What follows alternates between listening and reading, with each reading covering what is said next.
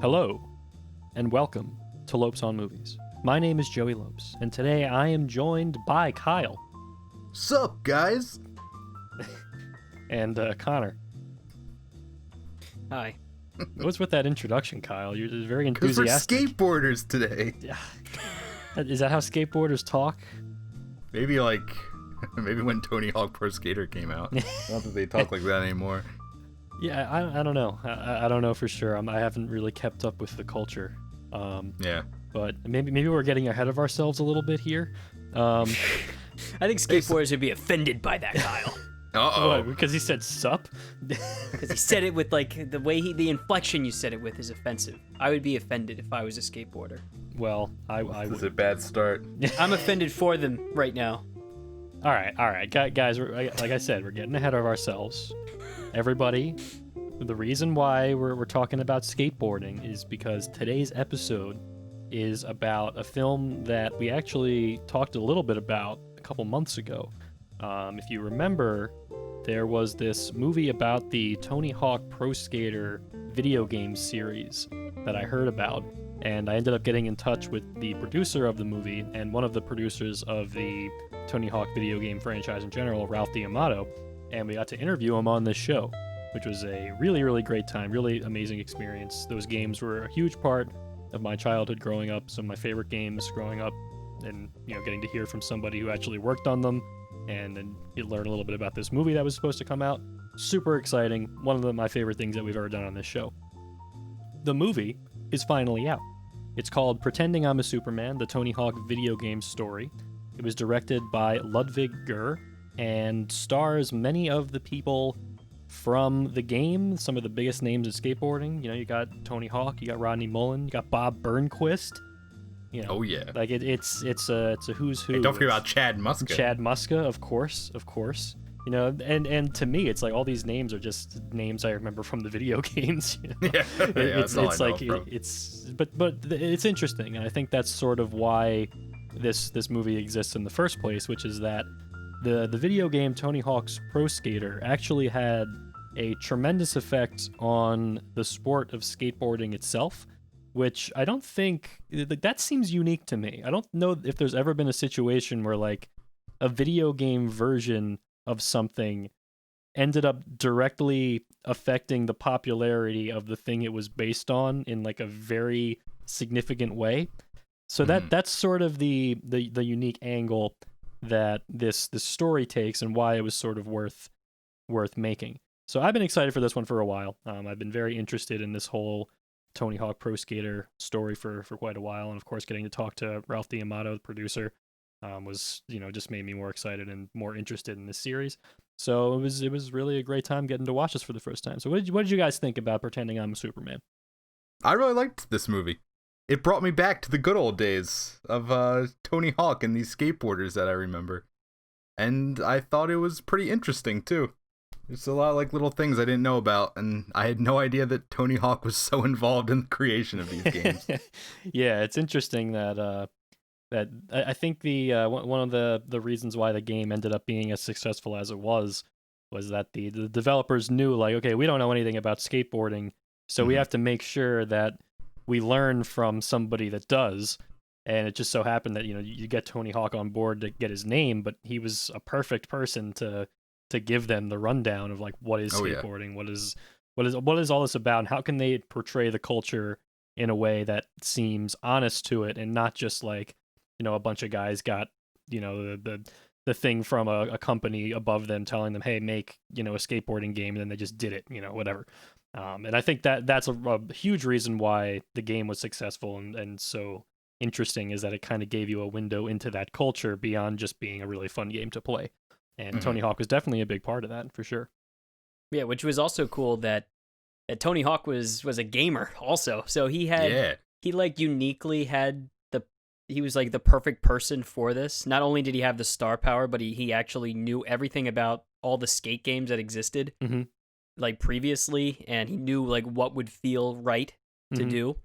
And then it really was interesting. And it's more than just the video game. I think you get a pretty good sense of what skate culture was like from its early beginnings, I guess as far back as like the 70s is where they go, and then how it's kind of where it was high, where it was like really high and popular, getting there, and then it just kind of like faded away, and then it goes back up and then fades away, and then the style changes from like the vert skaters to like more of the street skaters. So it does a good job showing that also, not just the game. And then there's also some surprise cameos that I thought were kind of fun, particularly Walter Day. Oh yeah, I laughed out loud when I saw Walter Day. If you're not aware of who Walter Day is, he's the I guess I don't know if he's the owner or just the guy in charge of Twin Galaxies, which is he's one like the higher up. Yeah. And that's famously Twin Galaxies was profiled in the movie The King of Kong. If you've ever seen The King of Kong, with the epic battle between Steve Wiebe and Billy Mitchell over the Donkey Kong world record. Apparently, Twin Galaxies had done some tournaments for Tony Hawk's Pro Skater 2, which were some of the most popular tournaments they had ever run. So that was the big reason why he was there. But yeah, I agree. There was some interesting characters that you get to hear from. But of course, the majority of the interviews are with skateboarders and a handful of the developers from Neversoft, which was the company that developed the game. And yeah, you're going to get perspective from mostly those guys. Yeah, okay, so one thing that was also really cool about it was, and Joe, you talked about it when you interviewed Ralph D'Amato, also, is the music in the Tony Hawk games and how iconic it was. Of course. And they actually were able to get like a couple of the musicians who provided some of the iconic songs, like the guy from Goldfinger. What is his name? Oh yeah, Feldman. I don't know his name. I don't know. I think it's John. I think it's Superman. I think it's John Feldman. But he even said how like his band was doing okay. They were opening for other artists, and then like when like they played Superman, which is the song, the line in the song, pretending I'm the Superman, is the title of this documentary. Like people went nuts, and then it like elevated them to a whole nother level.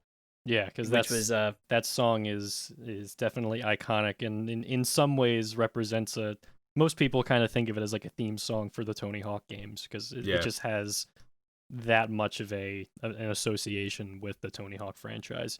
Like that was the song in the first game. Yeah, like that's the one everyone wanted to listen to. Yeah, for sure. But I think like the music is such an integral part of these games, so it's a really good thing that the movie talked about that a little bit, because I think beyond like skateboarding, I think these games had a very large impact on people's musical tastes. I know many people who say like, oh yeah, like my entire feelings on music and my taste in music was formed by playing Tony Hawk's Pro Skater.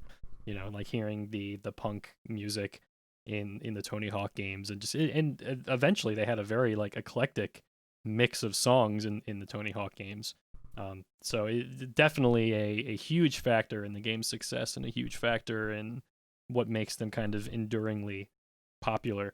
Which actually reminds me, it's kind of interesting that this movie is coming out at this moment, because it was only like last month, I think, or very recently, that they announced a complete remake of the first two Tony Hawk games, Tony Hawk Pro Skater 1 and 2. Yep.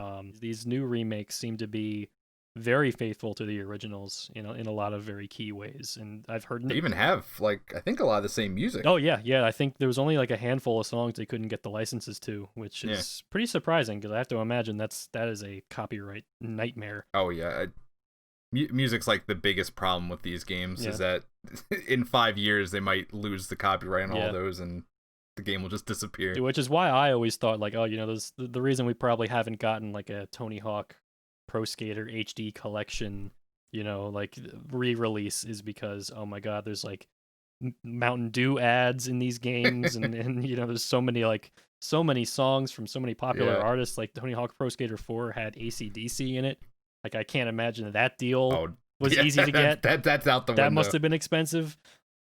So it is pretty nice to hear that the music is mostly preserved, which is great. One other thing too, like especially in the later versions of the game, remember when like these games were famous for, and this was like a big thing in video games at that time, for the cheat codes or the unlockable things. Remember, you could play, I remember, as Boba Fett on a skateboard in one of the versions. I can't imagine like Disney is gonna be you know, like, oh yeah, sure, you can use Boba Fett in your that's a good your point game. actually. Yeah, no, like, you know, it was the Wild West back then, man. Like when you made these video games, like I think movie studios still didn't really understand video games that much, so like they would say, yeah, sure, put Spider-Man in the game, whatever.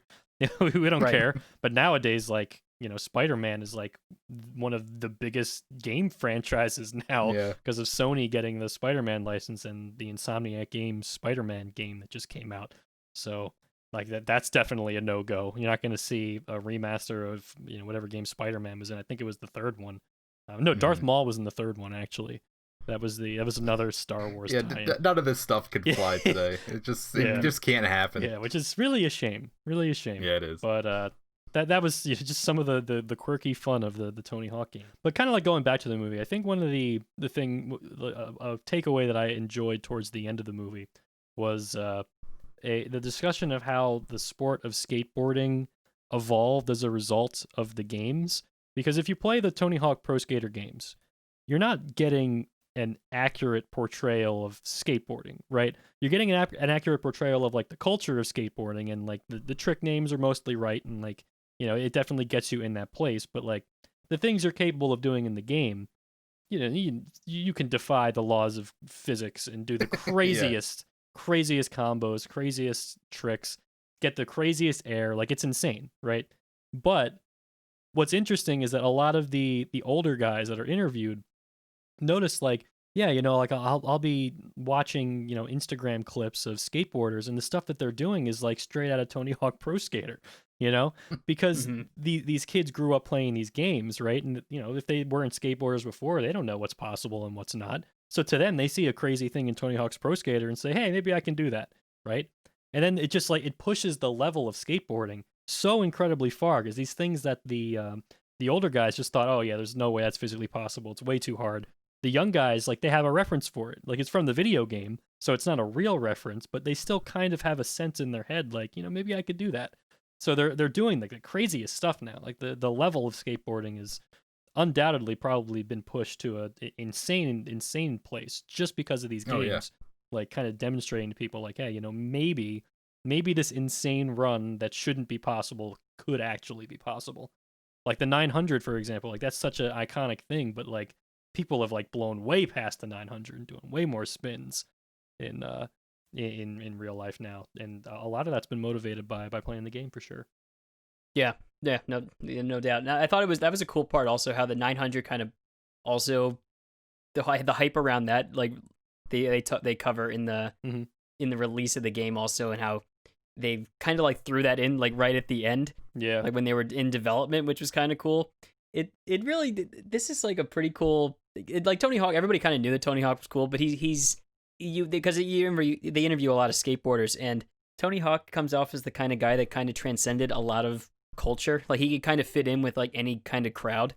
Like he fit in with the skaters, and he also could like translate to like the programmers and stuff. And like, I thought those parts are pretty cool, where Tony is explaining how he had to really tell these developers exactly what skateboarding was, and like all the tricks and how it worked, and what would make sense and what wouldn't, which is pretty cool. And then you even have some skaters that there was like a tension between, is this selling out or not, you know, like, and there was a lot of that at the beginning, where it like skateboarding had the culture of it's like we're not accepted in certain other places, but we just do this because we love it. And then once you start to like branch out or like get advertising revenue and whatnot, even the X Games was even considered a bit of like a sellout kind of thing at the beginning, but Tony Hawk was able to kind of transcend that. And, you know, a lot of that was the game. And then all these skaters kind of got involved in it too, who are now all like iconic. Like, I can't believe I know who Bob Burnquist is and stuff. Like, it's like, you know, it's funny, like when they're showing like all the intro is just cool enough where they just show all the skaters that are in the film. You're like, oh, I know all these guys. Yeah. But you don't really, you just know them because you played as them in the game, like, which is kind of fun. Yeah, I love the to them too, it was such a strange bit of like, wow, I'm famous now, you know? Because when I first played these games, like I would see these names in the game, right? And I would just assume that these guys are just, you know, household names, you know, they're just people that everybody knows from the skateboarding world. But the thing I didn't perceive, just because I was too young to understand at the time, is like, the skateboarding world was not particularly well known before this game. So like these guys, they may have been like big names in skateboarding, but they were not big names to the general public. They were just, the great skateboarders, but skateboarding wasn't super popular. But then this game comes out and suddenly these guys are getting recognized everywhere. They became famous because of the game, not because of the thing that they did, right? Yeah. And that to me is so fascinating, and one of the reasons why I think this story is so worth telling, because I can't think of a video game having such a direct effect on like the thing it's based on. It's such a strange a strange situation. Like Kyle, can you think of like anything else that's even remotely similar? No, like not at all. Like most games kind of just like, at least like, based on real life stuff, kind of just follow with the trend. Mm-hmm. But this really just, it just opened up everyone's eyes to skateboarding. It almost created the trend, there's really nothing else like this, at least not that I can think of. And funnily enough, the documentary actually kind of it digs into like a small period of like Activision's history where like, the game was like, and Activision is the company that published the game. This game was super successful, and they were like, oh man, we got to keep making more extreme sports games. They made like a pro BMX game, they made like snowboarding games and all that stuff, and so they had this entire like line of extreme sports games based on like the idea of the Tony Hawk games, but none of them have made even remotely a dent in culture like Tony Hawk's Pro Skater did, right? It was a perfect storm of like culture and timing that made this game and this series stand out. But beyond that, it's the game itself is just so good, Like that was the thing, and Tony Hawk even mentions it one time in the video where like, they were pitching the idea of doing a skateboarding game to a bunch of different studios, just, seeing what would fit. And they actually had one with Rockstar, and they were making like a super technical, like, oh, this is how skateboarders really skate kind of game. And Tony Hawk was like, no, like people don't want to play a realistic skateboarding game. Well, now they do, but back then it's like, no, just make it fun. Just make the guy, jump 50 feet into the air and do like 10 kickflips. Yeah, I thought it was that was really funny. Yeah, and that's what resonated with me with the games, because it's like, it's just fun. I didn't know anything about skateboarding, but it's a fun game, and that's what matters most in these situations. Yeah, definitely. I think that Rockstar game, I guess, was a bit ahead of its time. Because nowadays, and this is also a little bit talked about in the movie, there's a competing franchise for the skateboarding world in video games, the Skate franchise, which has almost exactly what, from what I understand anyway, I've never really played the Skate games in a significant degree, but it has the same quality as that original Rockstar like prototype, where the controls are difficult, and it's almost more accurate to real life skateboarding than the Tony Hawk games are. And I guess like it took the Tony Hawk games taking the concept of skateboarding and simplifying it to something that anybody could play and pick up and have fun with, to like get people familiar enough with skateboarding to want to tolerate a game that was a little bit more technical, a little bit tougher to get a grasp on. Yeah, exactly. Yeah, so, but yeah, that was actually a big part of the decline of the series too, is that when Skate came out, they say, it split the market. Now we have these two competing games that are both trying to be like the skateboarding series in video games. And really both of them in a largely had a huge decline, Like, it's only recently that the Skate games were announced, like they're making a new one. And the same is true for Tony Hawk. Like the series was completely dead for a while. And, I think it's interesting. Nothing perfect can last forever, and I feel like this documentary does a pretty decent job kind of charting what made the first game so special and what made them stand out so much, and then what made the series eventually just kind of fizzle out, I guess. Yeah. If I can go into this point, so it's definitely, the documentary is definitely not made for just gamers or people who played the game. The documentary is really for skaters or just people who remember the culture around it and the game, because it doesn't really cover the game that much in depth. Because the things that were so cool about the Tony Hawk games, because we played through them all, is how they touched on this a little bit, but I would have liked to have seen this a little bit more, which is hearing from the developers, where they kept kind of reinventing themselves every time a game came out, and they kept adding these mechanics that kind of like became so mainstream in video games even today. Like the kind of customization you could do in the Tony Hawk games as they got further and further along just became the standard in like every game. And that, at least for me, that was some of the first that I saw of that, where you could make your own levels, or you could make you could make your own challenges eventually at the end. And I mean, of course, you can make your own person too in the world, which is cool. I guess the real like crux of it is that I think watching this documentary it definitely, like, I think everything in the documentary is like a lot of fun and nostalgic, and some of it's very interesting, but it just makes you want to know more, I think, because there's so many avenues you could take this with interesting stories that might be a little bit more niche than what the documentary provides itself, which I think is a very palatable experience for anybody, even people unfamiliar with the games. I think they'll get something out of this. But there's so many ways you could dig deeper and find more interesting stories. Like you said, kind of like going into the minds of the developers, where it's like, okay, we're doing a yearly release of sequels for this franchise. How can we continue to iterate on it and make it something that continues to be interesting and continues to be like worthwhile? And I think that actually is a really worthwhile story, like just thinking in terms of the new games, the remakes, because even though they're remaking Tony Hawk's Pro Skater 1 and 2, they're including mechanics from the later games, because those mechanics are so ingrained in people's minds as like the perfect Tony Hawk game mechanics, right? So even though those first two games had a bigger impact on the culture, they're not the games that really perfected the formula. So there's a story there too, I think, just maybe one a little bit more like more geared towards the super video game focused like minds of watching this. This really focuses on what this game meant for the sport of skateboarding, more so than what this game was on its own. Yeah, I think that's a really good way to describe it. It really, because they do a lot of interviews with all sorts of people, mostly skaters, but some famous, some not so famous at all, that just talked about the impact that the game had on themselves personally. You know, like if they were inspired to get into skating because of the game and playing it, or they, you know, now compete in competitions because of the game. And they made it kind of shattered that underground persona of skating and tried to make it more mainstream.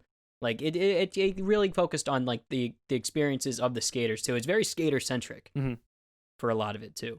For sure. Interviews wise. Yeah, that's who they mostly talk to throughout the movie. I think one of the other things I wouldn't have minded hearing a little bit more about, but again, maybe this is more niche, but then again, maybe not, because, you know, we're living in a world nowadays where like esports is a huge growing thing that people are starting to become very aware of. I would have loved to have heard from the existing community of Tony Hawk players, because it does exist.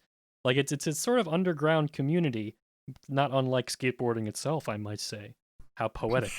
That community is more underground than skating ever was. But if you look this up, there is a very like dedicated community of players that have kept these games alive online, and there's like a mod of Tony Hawk's Underground 2 for the PC called like Thug Pro that like includes levels from like all of the different games, and like custom levels that people just made themselves, and people play this game to this day. Like it's a huge game. So I played every once in a while. Yeah, like it's super fun. It's a great experience, and it purely exists because of the fandom that has, you know, been created from the love of this game.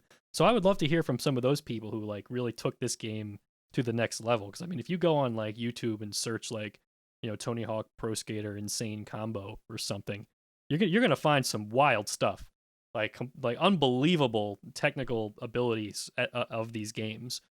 So it would have been cool to hear from them a little bit too, and kind of getting the sense for like the people who not only took skateboarding more seriously after the games came out, but took the games themselves very seriously and tried to maximize their abilities in them.